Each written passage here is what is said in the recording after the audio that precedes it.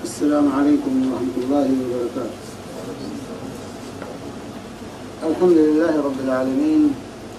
الصلاة والسلام علی خاتم الانبیاء والمرسلین وعلی آلہ وصحبہ اجمعین، اما بعد، رب اشرح لی صدری ویسر لی امری واحلل عقدۃ من لسانی یفقہوا قولی۔ گزشتہ درس میں ہم نماز عیدین کے احکام اور مسائل ہم پڑھ رہے تھے۔ امید ہے کہ آپ لوگوں نے اس کو یاد کر لیا ہوگا،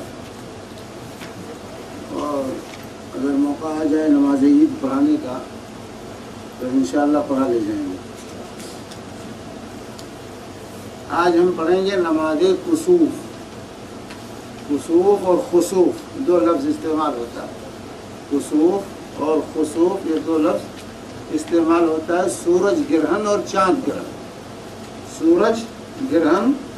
اور چاند گرہن کی نماز کو صلاۃ کسوف یا صلاۃ خسوف کہتے ہیں۔ صلاۃ کسوف یا صلاۃ خسوف، تو جو خسوف کا استعمال عام طور سے چاند گرہن کے لیے ہوتا ہے اور خسوف کا استعمال عام طور سے سورج گرہن کے لیے ہوتا ہے، اور ایک دوسرے کے لیے استعمال ہوتے ہیں۔ تو صلاۃ کسوف کا مطلب ہے سورج گرہن یا چاند گرہن کی نماز۔ تو سورج کو جب گرہن لگے یا چاند کو گرہن لگے تو اس پر نماز یہ مشروع ہے۔ اس صورت میں مسلمانوں کو چاہیے کہ نماز پڑھیں، بلکہ جمہور علماء نے تو صلاۃ کسوف کو سنت مؤکدہ قرار دیا ہے، لیکن امام مالک رحمہ اللہ اس کو جمعہ کے برابر مانتے ہیں، جمعہ کی نماز کی طرح، اور امام حنیفہ کے ہاں یہ واجب ہے صلاۃ کسوف، اور امام شوکانی اور صدیق حسن خان اور اسی طرح علامہ البانی وغیرہ بھی اس کو واجب قرار دیتے ہیں کہ جو ہے صلاۃ کسوف جو ہے یہ واجب ہے، اس کی ادائیگی مسلمانوں کے لیے ضروری۔ تو جو ہے صلاۃ کسوف کا طریقہ کیا ہوگا؟ اللہ کے نبی صلی اللہ علیہ وسلم کی حدیث ہے اس سلسلے میں، ان الشمس والقمر لا ينكسفان لموت احد من الناس ولكنهما آیتان من آیات اللہ فإذا رأيتموها فقوموا فصلوا۔ سورج اور چاند یہ کسی کے موت اور حیات سے ان کو گرہن نہیں لگتا، کیونکہ دور جاہلیت میں تصور تھا کہ جب کوئی عظیم آدمی پیدا ہوتا ہے یا کوئی عظیم آدمی جب وفات پاتا ہے تو سورج کو گرہن لگ جاتا ہے، چاند کو گرہن لگ جاتا ہے۔ تو اس بدعقیدگی کی اللہ کے نبی صلی اللہ علیہ وسلم نے اصلاح فرمائی کہ اس کا کوئی تعلق اس سے نہیں ہے۔ چنانچہ رسول پاک صلی اللہ علیہ وسلم کے زمانے میں جب سورج کو گرہن لگا، اتفاق سے اسی وقت آپ کے بیٹے ابراہیم کا انتقال ہوا۔ اسی وقت جو ہے آپ کے بیٹے ابراہیم کا جو ماریہ قبطیہ سے تھے مدینہ میں، ان کا انتقال ہوا تھا۔ تو کچھ لوگوں نے یہ بات چلائی کہ ابراہیم کی موت کی وجہ سے جو ہے سورج بھی غمگین ہو گیا، اس کو گرہن لگ گیا ہے۔ تو اللہ کے نبی صلی اللہ علیہ وسلم نے اس وقت خطاب فرمایا اور لوگوں کی جو ہے کہا کہ یہ سورج اور چاند کا تعلق کسی کے موت و حیات سے متعلق نہیں ہے، بلکہ اللہ کی نشانیوں میں سے دو نشانیاں ہیں، جب تم ان کو دیکھو فقوموا فصلوا، تو نماز کی طرف آگے بڑھو، اٹھو اور نماز پڑھو۔ یہ نماز پڑھنے کا وقت ہے، اللہ کو یاد کرنے کا وقت ہے۔ تو صلاۃ کسوف جو ہے نماز جو ہے اللہ کے نبی صلی اللہ علیہ وسلم نے یہاں حکم فرمایا کہ قوموا فصلوا، کھڑے ہو نماز پڑھو۔ تو یہ آرڈر کا صیغہ، اسی لیے جن علماء نے اس کو واجب اور فرض قرار دیا ہے وہ اسی سے استدلال کرتے ہیں کہ اللہ کے نبی فقوموا فصلوا، کھڑے ہو نماز پڑھو، پڑھنے کا حکم ہے۔ اور عربی زبان میں اصول فقہ ہے کہ جو ہے الامر للوجوب، آرڈر کا جو صیغہ ہے یہ فرضیت اور وجوب کے لیے ہوتا ہے، یہ فرضیت اور وجوب کے لیے ہوتا ہے۔ تو بہرحال اس کے جو ہے اللہ کے نبی صلی اللہ علیہ وسلم نے نماز پڑھنے کا حکم فرمایا۔ تو جب سورج کو گرہن لگے یا چاند کو گرہن لگے، دونوں صورتوں میں نماز یہ مشروع ہے۔ چنانچہ حضرت عبداللہ بن عمرو بن عاص رضی اللہ تعالی عنہما کی یہاں روایت مصنف نے پیش کی کہ سورج گرہن ہوا تو آپ صلی اللہ علیہ وسلم نے ایک شخص کو یہ اعلان کرنے کا حکم دیا، ان الصلاۃ جامعہ، ان الصلاۃ جامعہ، اذان نہیں دی جائے گی۔ بہت سے جاہل مؤذنین جو ہوتے ہیں وہ اذان دینا شروع کر دیتے ہیں، نہیں، اذان مشروع نہیں ہے ایسے وقت پر۔ ایسے وقت پر یہ اعلان ہوگا ان الصلاۃ جامعہ، ان الصلاۃ جامعہ، یہ کلمات ہیں جس کے ذریعے سے لوگوں کو اطلاع دی جائے گی نماز قصور کی کہ یقیناً نماز قائم ہونے والی ہے۔ ان الصلاۃ جامعہ، نماز جمع کرنے والی ہے یا نماز قائم ہونے والی ہے، تو یعنی جماعت تمہیں بلا رہی ہے، نماز اب تمہیں بلا رہی ہے، تم اپنے گھروں سے مسجد کی طرف آ جاؤ۔ اس کا طریقہ کیا ہے، اس کو کیسے جو ہے پڑھیں گے، تو اس سلسلے میں جو ہے متعدد احادیث ہے رسول پاک صلی اللہ علیہ وسلم کی۔ ایک تو ام المؤمنین عائشہ صدیقہ رضی اللہ تعالی عنہ کی روایت ہے، اور دوسرے عبداللہ بن عباس رضی اللہ تعالی عنہما کی روایت ہے۔ یہاں مصنف نے عبداللہ بن عباس رضی اللہ تعالی عنہما کی روایت کو اس کتاب میں پیش کیا ہے۔ فرماتے ہیں کہ نبی صلی اللہ علیہ وسلم کے زمانے میں سورج گرہن ہوا، آپ نے باجماعت 2 رکعتیں نماز پڑھی۔ آپ نے سورہ بقرہ تلاوت کرنے کی مقدار کے قریب لمبا قیام کیا، پھر لمبا رکوع کیا، پھر سر اٹھا کر لمبا قیام کیا، یعنی رکوع کے بعد پھر دوبارہ قیام کیا، پھر پہلے رکوع سے کم لمبا رکوع کیا، پھر قوما کر کے 2 سجدے کیے، یعنی ایک رکعت میں 2 قیام، 2 رکوع اور 2 سجدے، پھر کھڑے ہو کر لمبا قیام کیا، پھر 2 رکوع کیے، پھر 2 سجدے کر کے اور تشہد پڑھ کر سلام پھیرا، پھر دوسری رکعت بھی اسی طریقے سے 2 قیام، 2 رکوع، 2 سجدے، پھر خطبہ دیا۔ اس کے بعد اللہ کے نبی صلی اللہ علیہ وسلم نے نماز سے فارغ ہو کر خطاب فرمایا، جس میں اللہ کی تعریف اور ثنا کی، اور فرمایا سورج اور چاند اللہ کی نشانیوں میں سے 2 نشانیاں ہیں، یہ جو ہے کسی کے مرنے یا پیدا ہونے سے ان کو گرہن نہیں لگتا، جب تم گرہن دیکھو تو اللہ سے دعا کرو، تکبیر کہو، نماز پڑھو اور صدقہ کرو۔ تو پھر سورج یا چاند کے گرہن کے بجائے تماشا دیکھنے کے، یہ تماشا نہیں بلکہ یہ عبرت اور سبق کا وقت ہے، اللہ کو یاد کرنے کا وقت۔ تو اس وقت جو ہے دعا کرنا، اللہ اکبر کہنا، اسے تکبیر پکارنا، اور نماز پڑھنا اور صدقہ خیرات کرنا، نماز بھی ہے اور صدقہ خیرات بھی اس وقت کرنے کی تلقین کی رسول پاک صلی اللہ علیہ وسلم۔ اور پھر اللہ کے نبی صلی اللہ علیہ وسلم نے فرمایا کہ ابھی نماز کے دوران میں نے جنت دیکھی، اگر میں اس میں سے ایک انگور کا خوشہ لے لیتا تو تم رہتی دنیا تک اس میں سے کھاتے اور وہ ختم نہ ہو، اور میں نے دوزخ بھی دیکھی، اس سے بڑھ کر ہولناک منظر میں نے کبھی نہیں دیکھا۔ نماز کے دوران اللہ تعالیٰ نے رسول پاک صلی اللہ علیہ وسلم کو جنت اور جہنم دونوں کا مشاہدہ کرایا، مدینہ کے اندر ہی جنت اور جہنم کا مشاہدہ کرایا اور آپ نے اس کو بیان کیا۔ اور میں نے جہنم میں زیادہ تعداد عورتوں کی دیکھی، زیادہ تعداد خواتین کی میں نے دیکھی، کیونکہ وہ خامند کا کفران نعمت کرتی ہیں، ناشکری کرتی ہیں۔ آج کل کی عورتیں ہوتی تھیں احتجاج کے لیے نکل پڑتی روڈ پر، یہ تو ہماری جو ہے تنقیص کی گئی ہے، یہ قربان جائیے۔ اللہ کے نبی صلی اللہ علیہ وسلم نے فرمایا اگر جو ہے تم ایک مدت تک ان کے ساتھ نیکی کرتے رہو، پھر ان کی مرضی کے خلاف کوئی کام ہو جائے تو کہتی ہیں کہ میں نے تجھ سے کبھی بھلائی نہیں دی، یعنی شوہر ہمیشہ خدمت کرتا رہے بیوی کی، تمام مطالبات پوری کرتا رہے، لیکن یہ فطرت ایک چیز ہے، فطرت کمزوری ہے خواتین کی، جس کو اللہ کے رسول صلی اللہ علیہ وسلم نے توجہ دلائی کہ خواتین اپنی اصلاح کریں۔ اصلاح کے لیے کہا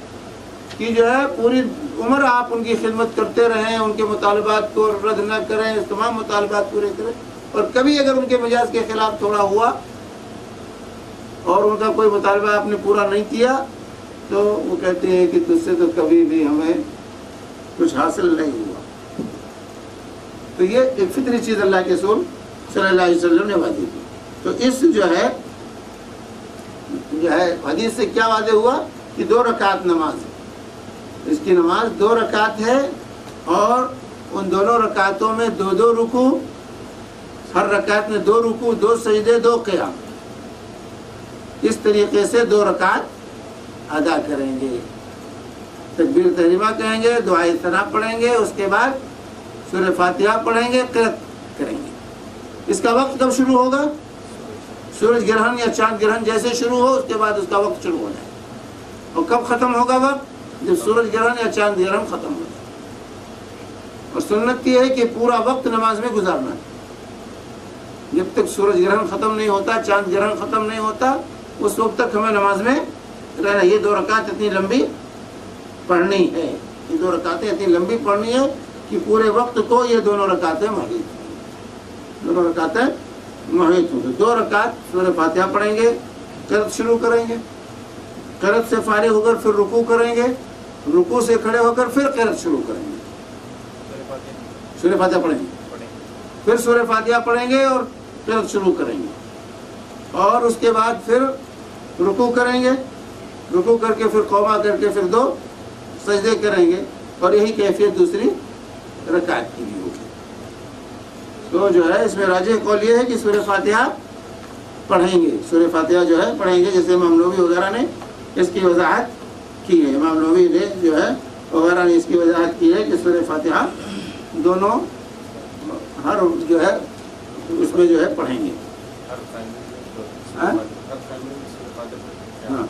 جب بھی کھڑے ہوں گے تو سورہ فاتحہ سے شروع کریں گے، رکوع سے فارغ ہوئے کھڑے ہوئے تو پھر سورہ فاتحہ سے شروع کریں گے، اور اس طریقے سے 2 رکعتیں جو ہے 4 رکوع اور 4 قیام اور 4 سجدوں کے ساتھ پورا کریں گے۔ یہ کیفیت تھی صلاۃ کسوف کی جو رسول پاک صلی اللہ علیہ وآلہ وسلم نے پڑھائی تھی۔ اور اسی طریقے سے ام المؤمنین عائشہ صدیقہ رضی اللہ تعالی عنہ فرماتی ہیں کہ رسول پاک صلی اللہ علیہ وآلہ وسلم جو ہے مسجد کی طرف نکلے، سورج کو گرہن لگا، آپ مسجد کی طرف تشریف لائے، اور جو ہے تکبیر کہی اور سب بندی کرائی لوگوں کو اپنے پیچھے، اور قرأت شروع کی، سب بندی کرا کے آپ نے تکبیر تحریمہ سے نماز شروع کیا، اور لمبی قرأت کی، لمبی قرأت کی، پھر رکوع کیا اور لمبا رکوع کیا، اور پھر دوسری مرتبہ پھر قرأت کیا، اور پھر اس کے بعد جو ہے رکوع کیا، رکوع کر سے جو ہے سمیع اللہ لمن حمدہ، لیکن پھر جو ہے اس طریقے سے ہر رکوع کے بعد جو ہے قرأت، پہلے رکوع کے بعد قرأت شروع کر دی، پھر اس کے بعد دوسرا رکوع کیا، اور رکوع کے بعد پھر جو ہے فرماتی ہیں پھر آپ جو ہے قوما کر کے سجدے میں تشریف لے گئے، اور کہتی ہیں کہ حتی استکمل 4 رکعات و 4 سجدات، یہاں تک کہ 4 رکوع کیا اور 4 سجدے کیے، وانجلت الشمس قبل ان ينصرف، اور جو ہے نماز ختم ہونے تک جو ہے سورج بالکل روشن ہو گیا، اس کا گرہن جو ہے ختم ہو گیا۔ ثم قام فخطب الناس، پھر کھڑے ہو کر آپ نے خطبہ دیا، اور جو ہے خطاب کرتے ہوئے کہا کہ لا ينقسمان الموت آدم والحیات فاذا رأيتموها فافزعوا الى الصلاة، کہ جب تم کسی کے موت اور حیات سے ان کو گرہن نہیں لگتا، جب تم یہ دیکھو تو نماز کی طرف دوڑ پڑو، جلدی نماز پڑھو۔ یہ بھی جو ہے بخاری اور مسلم کی دونوں روایتیں بخاری اور مسلم کی ہیں، اور اتنی لمبی نماز اللہ کے حبیب صلی اللہ علیہ وسلم کا حضرت اسماء کہتی ہیں کہ جو ہے مجھے چکر آنے لگا، خواتین بھی، اور یہ نماز خواتین بھی پڑھیں گے مردوں کے ساتھ مسجد میں، مرد اور خواتین دونوں جو ہے مل کر کے مسجد میں یہ نماز جو ہے ادا کریں گے۔ حضرت اسماء جو اپنے کیفیت بیان فرماتی ہیں کہ جو ہے میں پہنچی تو نماز ہو رہا تھا، میں شامل ہو گئی تو مجھے چکر آ گیا، اتنی لمبی جو ہے نماز تھی کہ مجھے چکر آ گیا، میں پانی لے کر اپنے سر پر ڈالنے لگی نماز میں۔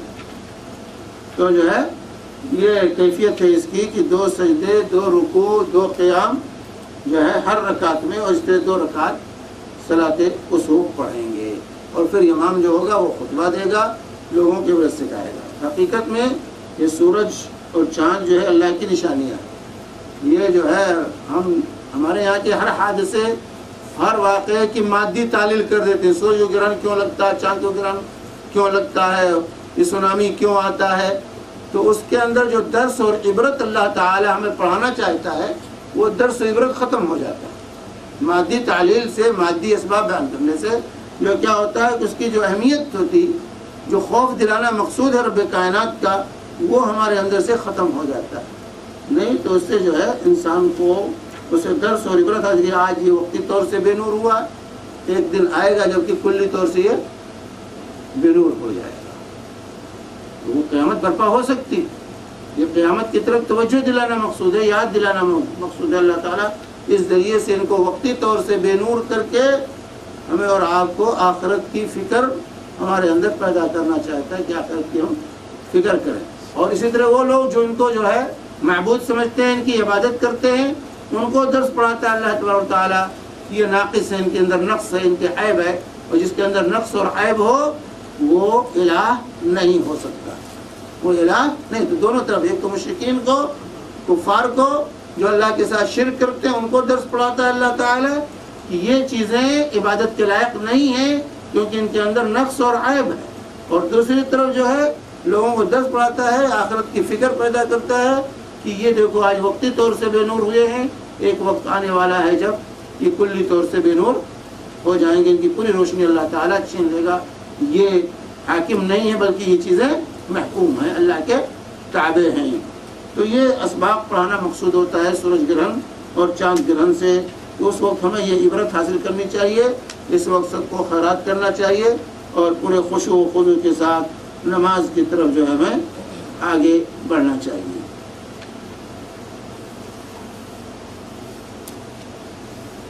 تو یہ سورج گرہن کی یا چاند گرہن کی نماز، اور اس میں قرأت بھی جہری ہوگی. قرأت جو ہے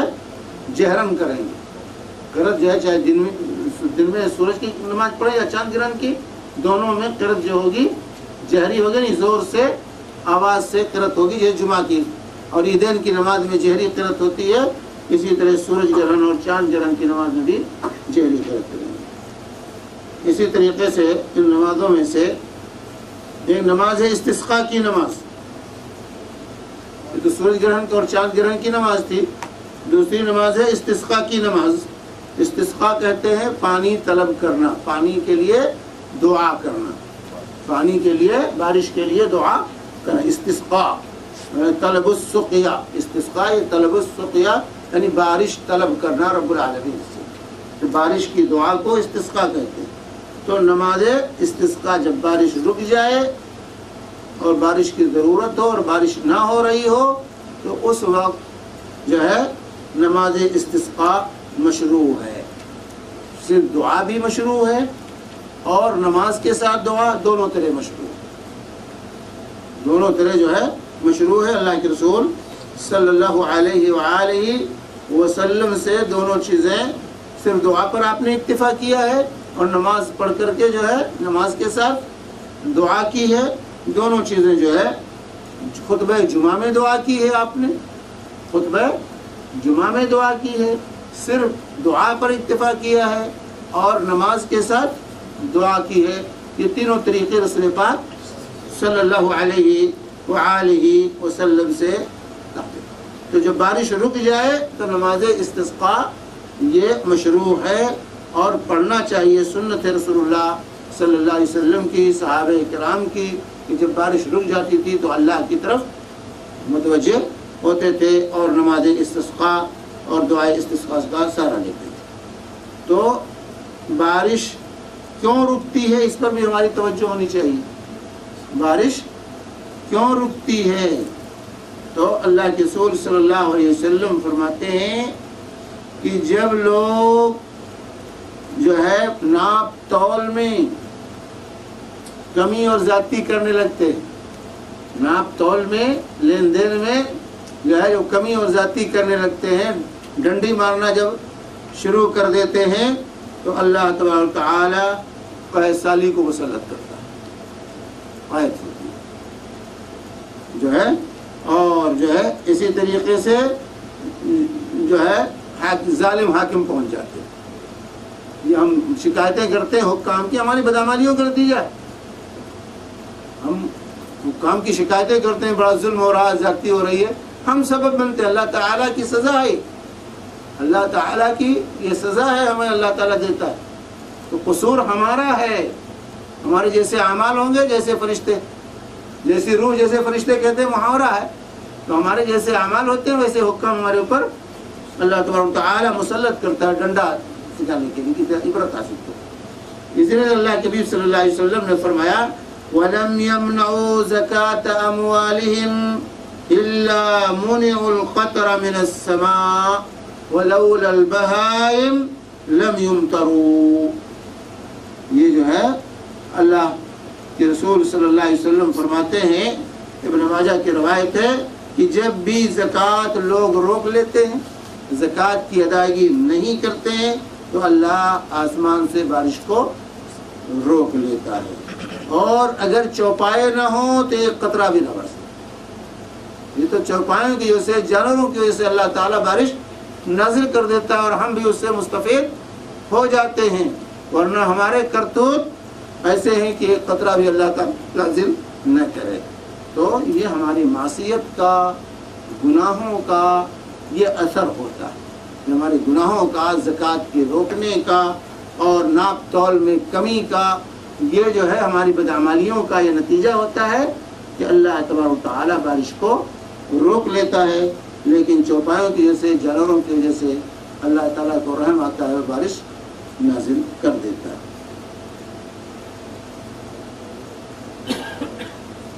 تو قحط سالی اگر ہو جائے، بارش نہ ہو، تو ایسی صورت میں رسول پاک صلی اللہ علیہ وسلم کا طریقہ کیا تھا کہ آپ بڑی جو ہے اس سے جو ہے انکساری کے ساتھ، خشوع خضوع کے ساتھ، عاجزی کے ساتھ گھر سے نکلتے تھے۔ عاجزی اللہ کی وجہ خرج رسول اللہ صلی اللہ علیہ وسلم متبذلا متواضعا متضرعا حتی اتى المصلی۔ رسول پاک صلی اللہ علیہ وسلم پرانے کپڑے پہنے ہوئے، پرانے کپڑے جو ہے پہنے ہوئے، خشوع اور آہستگی سے چلتے ہوئے، عاجزی اور زاری کرتے ہوئے نکلے اور نماز کی جگہ یعنی مصلی میں پہنچے،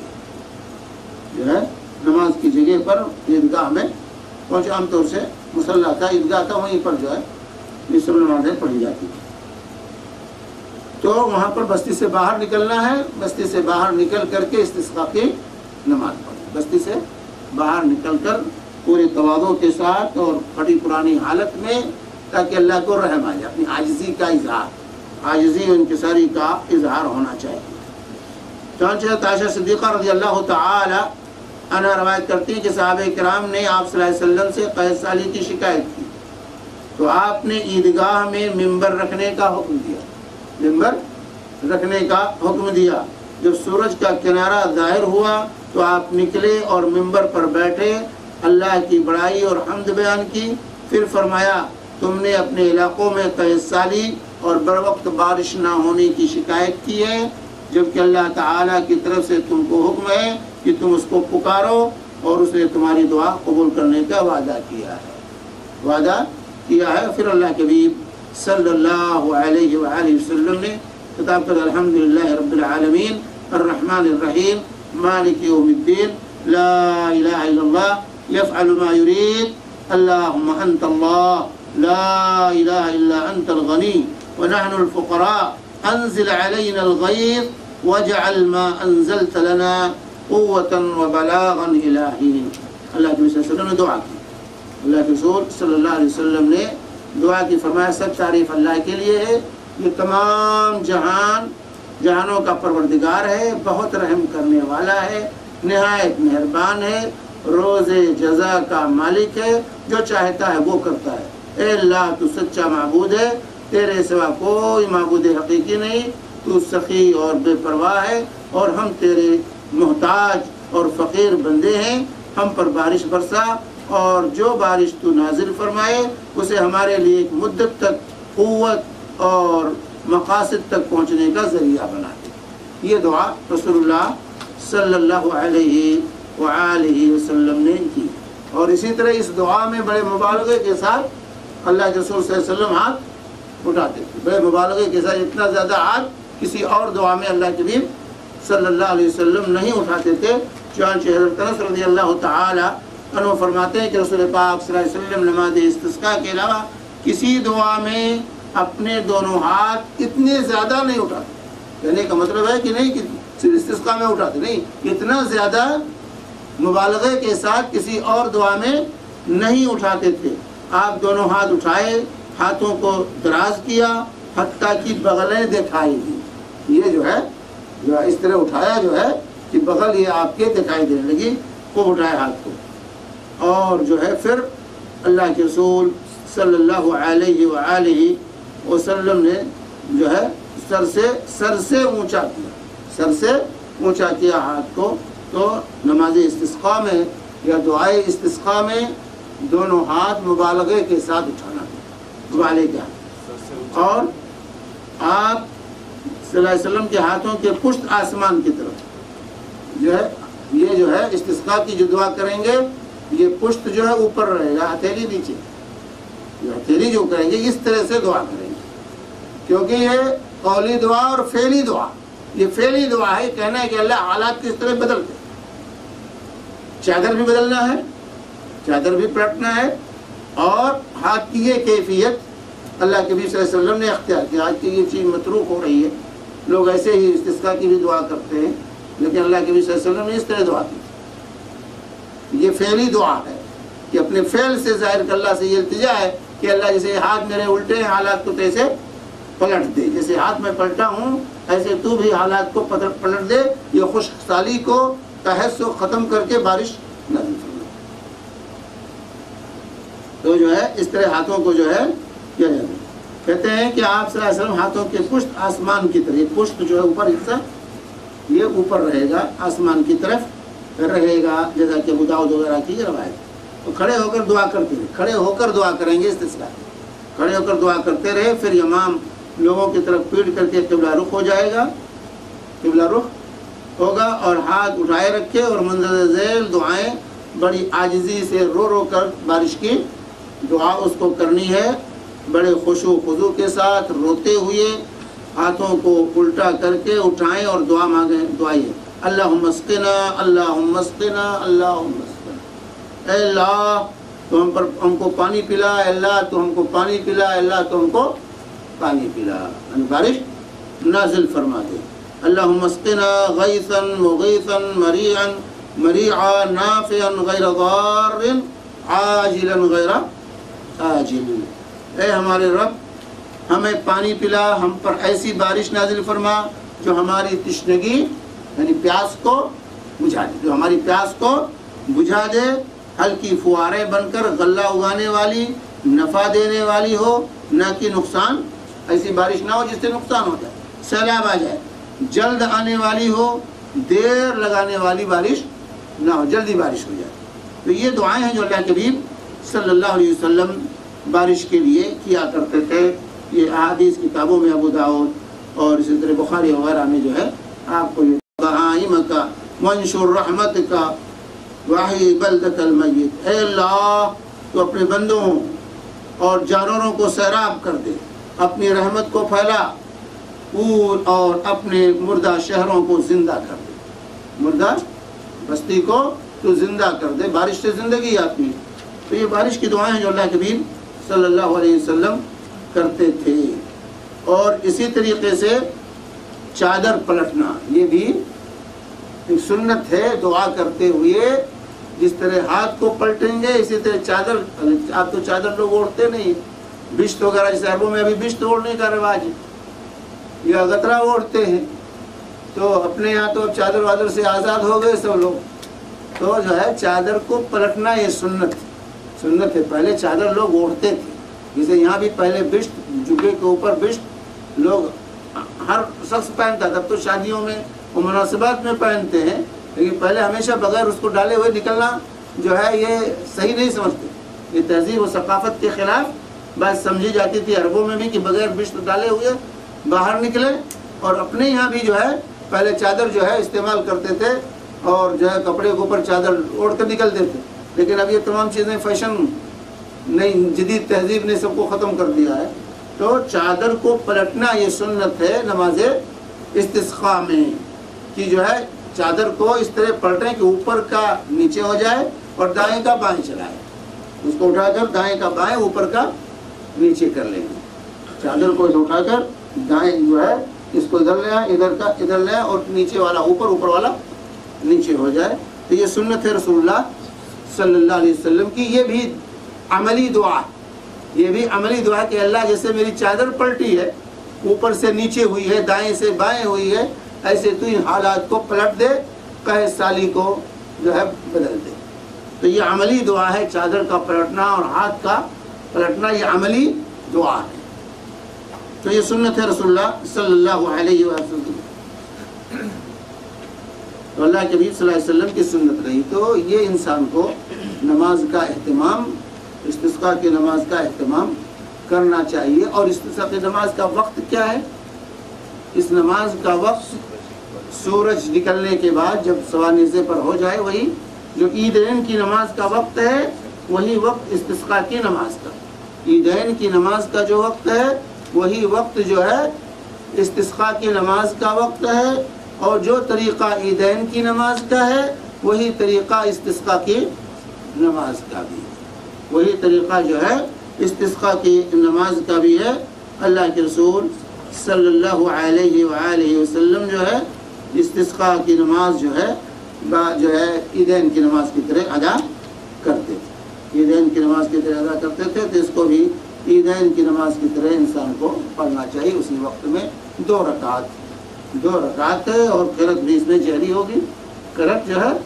جہری ہوگی، اور جو ہے 2 رکعت پڑھیں گے۔ اور ممبر جسے آپ نے دیکھا کہ اللہ کے صلی اللہ علیہ وسلم نے ممبر منگایا جو ہے، تو ممبر بھی رکھیں گے۔ اور خطبہ دعا نماز سے پہلے بھی اور نماز کے دونوں طریقے چاہیے، دونوں طریقے سے اللہ کے نبی صلی اللہ علیہ وسلم نے دعائیں کی ہیں، کہ پہلے دعا پھر نماز، یا پہلے نماز اور پھر دعا، یہ دونوں طریقہ ثابت۔ یا صرف دعا پر اکتفا، جیسے خطبے میں آپ نے صرف دعا پر اکتفا کیا خطبہ جمعہ میں، یا اسی طرح مسجد میں بیٹھے ہوئے تھے، ایک صحابی آئے اور کہا کہ بارش کی ضرورت ہے دعا کیجیے، آپ نے بیٹھے بیٹھے دعا کر دی۔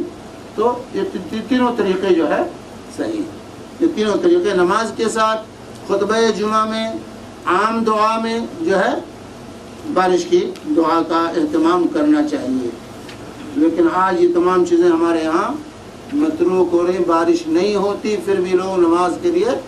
نہیں نکلتے ہیں، یہ بے حسی ہے۔ اس حد تک بغاوت جو ہے ہماری پہنچ چکی ہے کہ ضرورت کے باوجود اپنے بھی ہم جو ہے استسقاء کی نماز کے لیے اپنے آپ کو تیار نہیں پاتے ہیں، حالانکہ یہ سنت رسول اللہ صلی اللہ علیہ وآلہ وسلم کی اور صحابہ کا طریقہ رہا۔ جیسے حضرت عمر کے زمانے میں قحط سالی پڑی، بخاری کی روایت ہے، تو لوگوں نے جب شکایت کی تو انہوں نے جو ہے جمع کیا سب کو نماز استسقاء کے لیے، حضرت عباس کو بلایا، ان کو آگے کیا اور کہا کہ خود دعا کی اللہ سے کہ اللہ جب تک تیرا نبی ہمارے اندر تھا، تیرے نبی کے ذریعے ہم دعا کراتے تھے بارش کی، اور تو بارش نازل کرتا تھا، اب تیرا نبی ہمارے اندر نہیں رہا، اب تیرے نبی کے چچا کو ہم لائیں، تیرے نبی کے چچا کو ہم لائیں۔ اور پھر کہا عباس دعا کرو، حضرت عباس سے نماز استسقاء پڑھوائی اور دعا کرائی جو ہے حضرت عمر بن خطاب رضی اللہ تعالی عنہ نے۔ تو اس طریقے سے جو ہے اس سنت کو ہمیں زندہ کرنا چاہیے۔ اللہ کا فضل ہے، عربوں میں بھی یہ سنت زندہ ہے، عرب میں ابھی یہ سنت زندہ ہے، لیکن ہم انڈیا والے جو ہے اس سے بے نیاز، انڈیا والے بے نیاز ہیں، ان کو بارش کی ضرورت نہیں، بارش کی ضرورت نہیں ہے، نہیں قحط سالی ہوتی ہے تب بھی کہاں بارش بہت ہوتی ہے، تب بھی نہیں پڑھتے۔ اسی طرح سے جو ہے 2 نمازیں اور ہیں،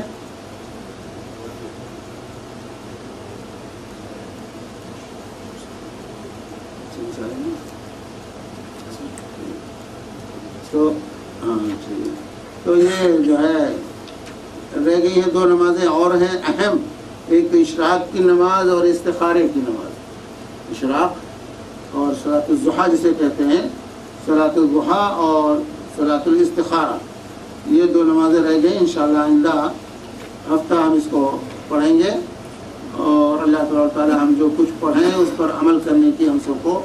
توفیق عطا فرمائے۔ اور گزشتہ درس میں ہم لوگوں نے وہ جو ایک رائے پیش کی گئی تھی پروگرام کی تو اس کو حل کر لیتے ہیں پہلے، اس کے بعد ہمارے ریاض موسیٰ صاحب تشریف لائے ہیں، انشاءاللہ ان سے بھی استفادہ کریں گے۔ تو جو ہے کیا کریں گے،